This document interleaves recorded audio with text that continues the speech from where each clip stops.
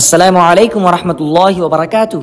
إخواني في الله، أود أن ألقي إليكم بعض الكلمات عن جامعتنا.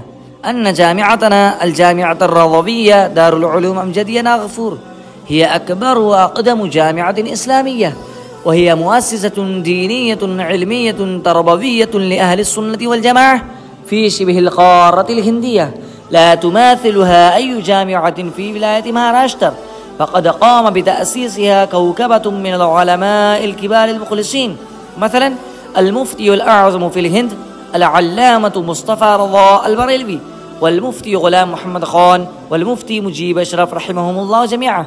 والآن هي تجري تحت رعاية فضيلة المفتي مجتبى شريف المصباحي حفظه الله ورعاه نحو التقدم والازدهار، وتصل إلى ذروة الشهرة بأكملها، بحيث تتوجه إلى دراسة اللغة العربية والأدب العربي الحديث أيضا مع العلوم الدينية والعصرية توجها بالغا، ويهتم طلابها باللغات الثلاث العربية والأردوية والإنجليزية، ولا مجال للريب أنها قد أحرزت تقدما ملموسا في أهدافها المنشوطة.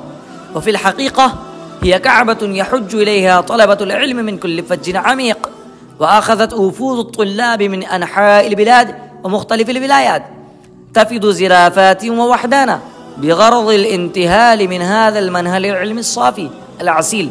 وبالتالي يدرس حاليا في الجامعة الرضوية دار العلوم أمجدية ناغفور تقريبا 200 طالب من مختلف الولايات.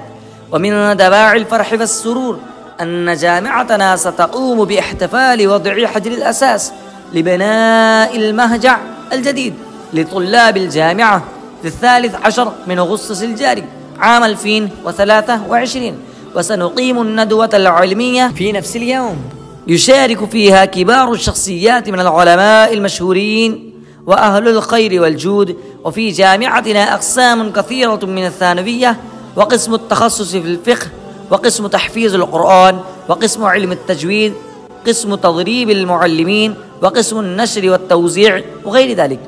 وفي نهاية المطاف هذا من الواضح كفلق الصبح أن جامعتنا الميمونة قد أنجبت عددا كبيرا من العلماء والفضلاء والدعاة والمفتيين المتخلقين بأخلاق عالية والمتأدبين بآداب سامية. وقد أردنا توسيع الجامعة نظرا إلى الطلاب الموجودين، ومن الواضح أن هذا يوردنا إلى احتياج المبلغ الكبير من المال، فنرجو من أياديكم البيضاء المساعدة لهذه الجامعة خدمة للعلم وأهله، آمين. نلتقي بكم مرة ثانية إن شاء الله المستعان، فالسلام عليكم ورحمة الله وبركاته.